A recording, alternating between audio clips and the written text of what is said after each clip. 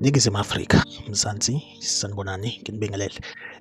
Nganzakwethu ngenza le video le kunodaba olungiphethe kabi, udaba esengilibona iy'khawu ey'ningi ku-Facebook, udaba olumayelana nokudlula emhlabeni kukaSicebi Dlamini obedume kakhulu ngenkosi yamagcokama endimeni yomculo kaMaskandi. Insizwa-ke idlulile emhlabeni ngesonto elidlule engozini yemoto, ingozi eyenzeka e-Richards Bay ebheke emcimbini kaMaskandi obizwa ngokuthi-ke iBasati Music Festival.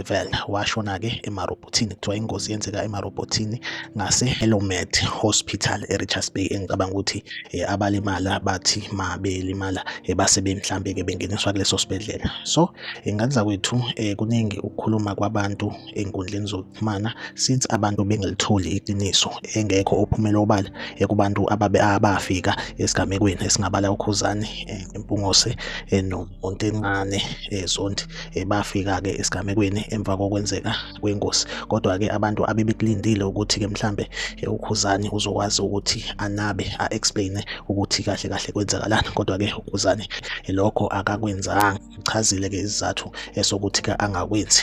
Bekhuluma-ke noBhanyazile Mbatha khona emngcwabeni osukwini lwayizolo. So ngaleyo ndlela-ke abantu sebekhanda-ke iy'tori ezahlukahlukene, ikakhulukazi nje okulona udaba olutrendayo ku-Facebook.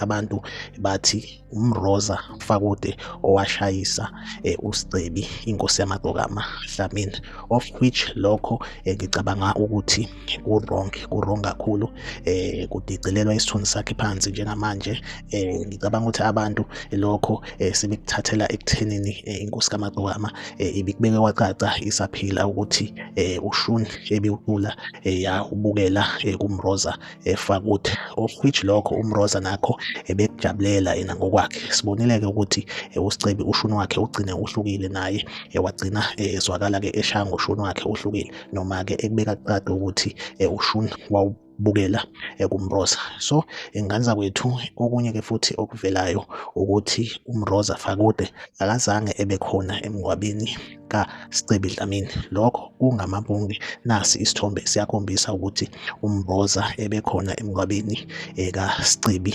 eMsinga. Siyambona ukuthi akanamyocu, akalimele.